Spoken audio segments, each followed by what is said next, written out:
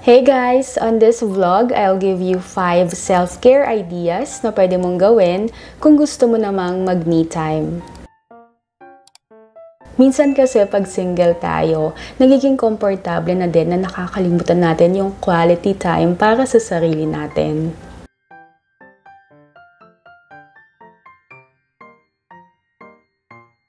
So, number 1 is beauty time. Kahit single ka, okay din yung gawin mong priority ang sarili mo. So, magpaganda ka pa din, hindi para sa iba, kundi para sa sarili mo.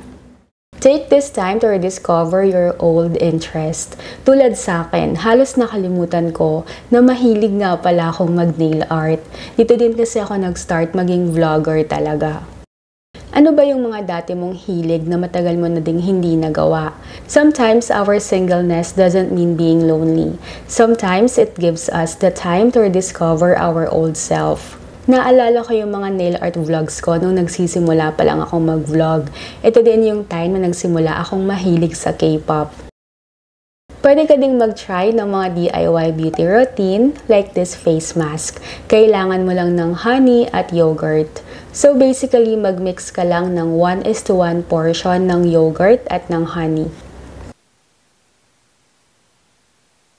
And just apply it on your clean face. Kung gusto mo ng mas refreshing, pwede mo ding ilagay muna sa ref yung mask bago i-apply sa face.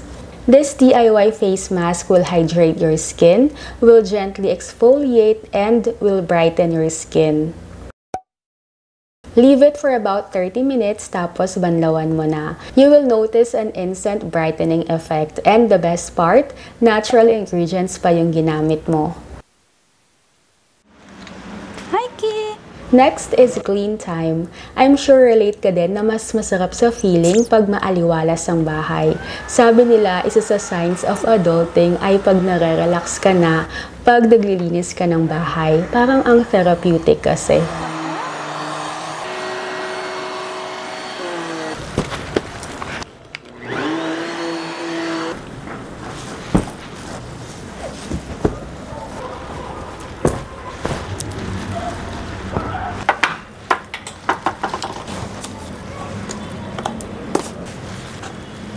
Another DIY tip para sa mas afford na home decor. May nakita akong ganito sa mall, medyo pricey, kaya naisip kong mag-DIY na lang. Meron tayo dito, maliit na vase, food color, and then home scent. And meron tayong stick. And kukuha tayo dito mga flower. So, flowers natin. 1, 2, 3. Yan.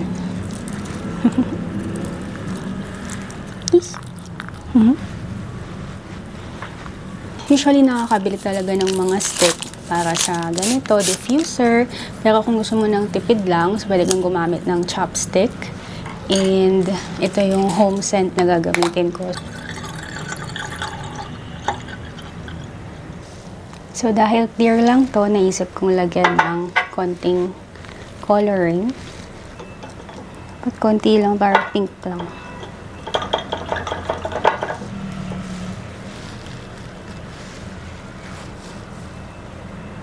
Para mas aesthetic. Ginamit ko itong mga flowers dito. Hindi na ako bumili. Ganyan. And then, itong dalawa, i-attach ko dito sa stick. Meron siyang mga leaves and flower.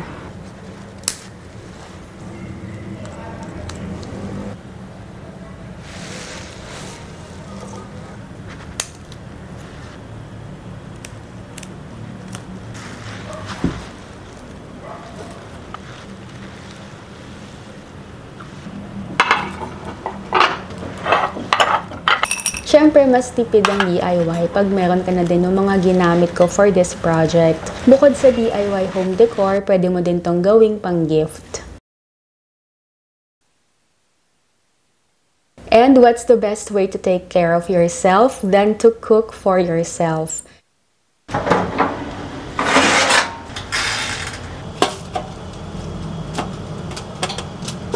Consider this as your cheat day. Luto ka ng mga paborito mong pagkain or dessert, yung mga comfort food na nakaka-happy para sa'yo.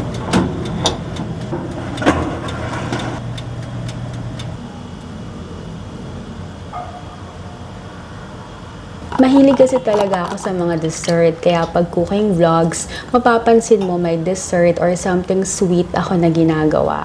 On this episode, gumawa lang ako ng favorite cookies ko, simpleng fruit salad at Korean cafe-inspired waffles with fresh fruits.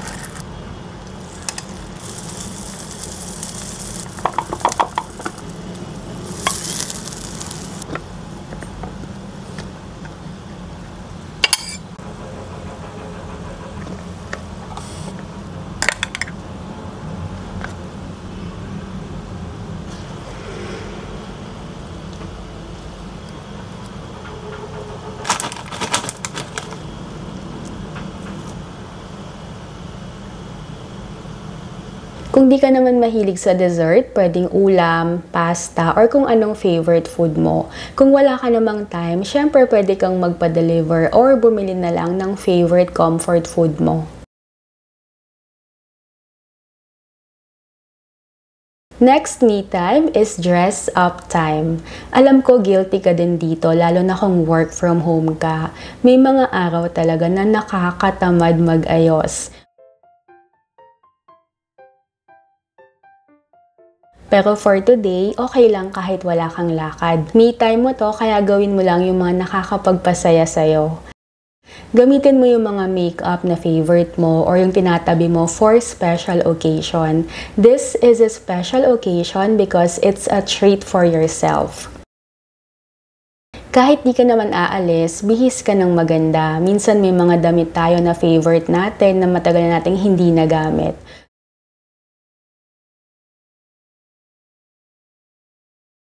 Tulad nitong pink jumpsuit ko from 8 years ago, nagulat ako na kasya pa din at maganda pa din. Tapos yung mga pagkain na niluto mo or binili mo, snack mo yan para sa date mo with yourself.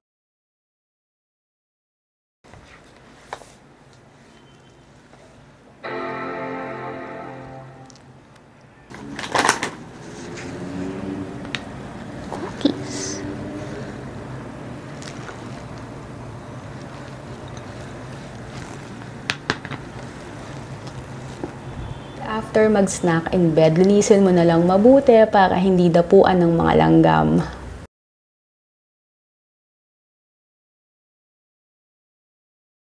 And finally, my tip is to go out. Guilty tayo dito, lalo na yung mga single. Tamad na din tayong lumabas. Pero sabi nga, minsan mas tamad ka, mas sign daw yan na kailangan mo nang gawin.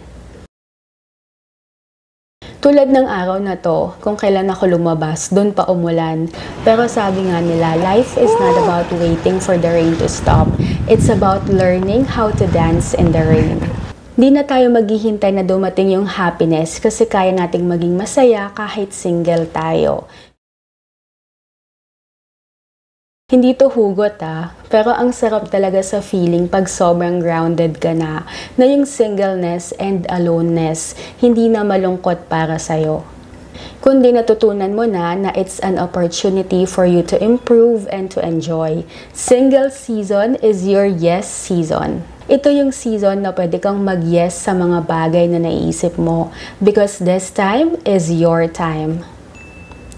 I hope you enjoyed this video. Hit like button and subscribe to this channel if you want to see more videos like this. Bye!